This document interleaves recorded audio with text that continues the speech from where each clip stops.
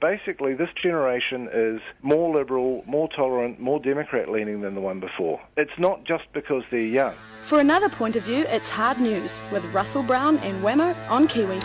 He is the man at publicaddress.net, also the head honcho at Media 7, TVNZ7 as well. Morning to you, Russell. Good morning. Well, a difficult night for Len Brown, the Manukau City mayor. He was in front of the council last night. He made an emotional plea that he won't go misspending on his credit card again. He'll be far more careful into the future. But he was also critical of the vultures that have descended upon him over the past couple of weeks as well, Russell.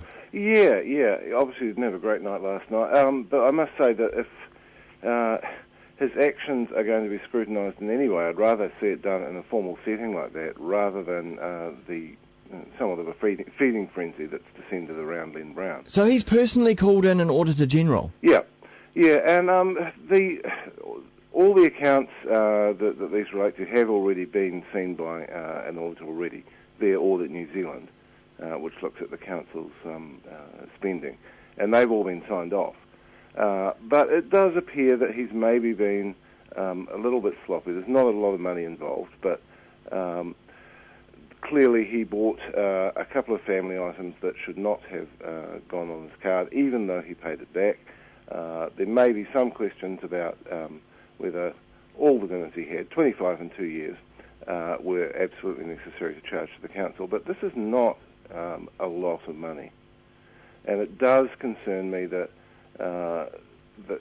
we're spending an awful lot of time looking at this and not looking at Super City policy, looking at the transition, where there are hundreds of millions of dollars at stake. Which kind of, I suppose, suits the people putting together the Super City or the proponents of the Super City. You could well say that. I mean, I just thought it was absurd yesterday that David Farrer on Kiwi Blog was trying to pretend that this had all just dropped out of the sky and the bank's campaign had nothing to do with it. I think absolutely.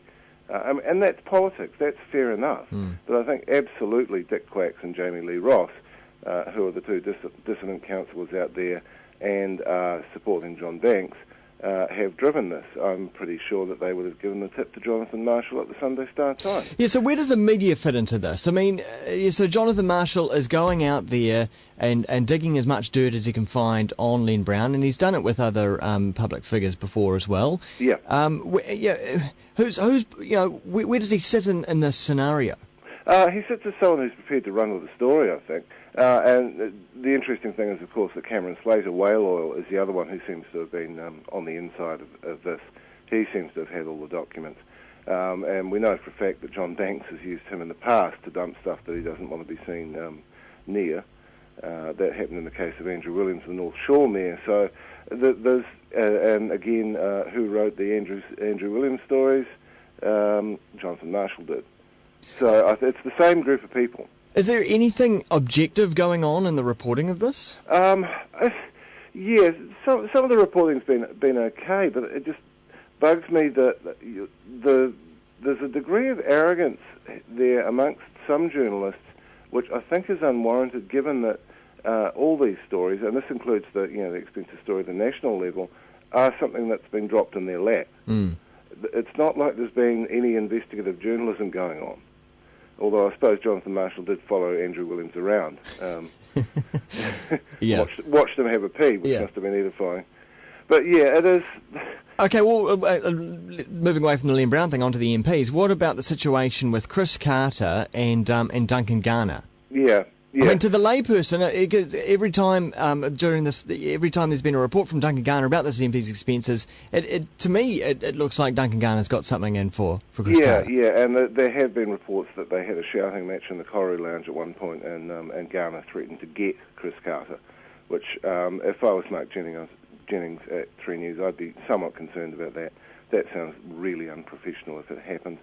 But yeah, the perception is that Duncan Garner takes an interest in Chris Carter's relationship that he might not take if Carter was heterosexual. And I think you can say that in general. On the other hand, I do think that Phil Goff had a point when he said that the perception had developed that Chris Carter tended to take every possible opportunity and take Peter Kaiser with him on every trip. And Gough was actually clear, although again you wouldn't have picked this up from the reports, that it wasn't anything to do with the improper spending on the credit card, because Carter's spending was actually reasonably tidy given the amount of travel he did. But it was the perception that he always took the trip and he always tried to take his partner, which was approved. But I can kind of see that Gough thought that was an unhelpful perception.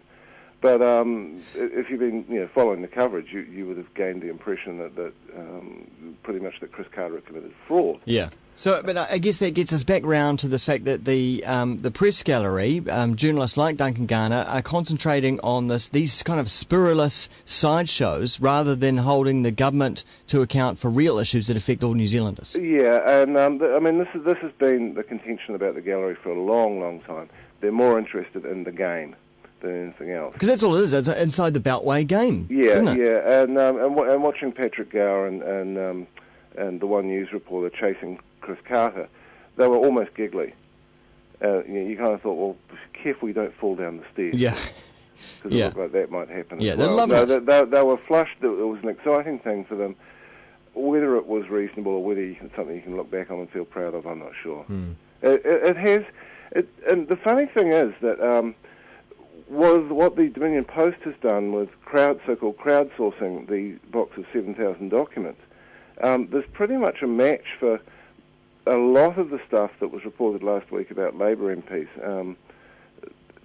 Things like Chris Carter's limousines, which it does appear were a stipulation of the Australian government, along with the fact that we had to pay for it, if only because both Heather Roy and Judith Collins have done the same thing.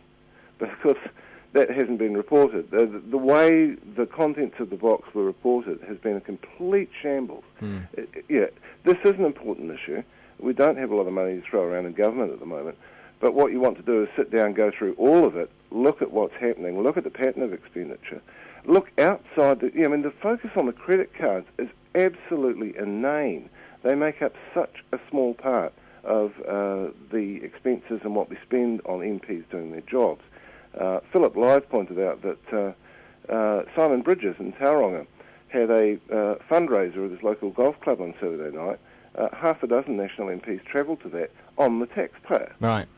So it's $4,000 worth. And so the question is, why were they all going there? Yeah. Do they need to be there? We need to look at that as well. Yeah. But I think that there's this extra sizzle in the credit card thing, because credit card unconsciously says to people, free money. And it is just a part of what we spend to keep MPs doing their jobs, and it doesn't make any sense to absolutely go nuts about that when you're not looking at any of the other stuff. Good point there, Russell. Thanks so much for your time. Righto. Cheers. That's Russell Brown at publicaddress.net, also the Media 7 show on TVNZ.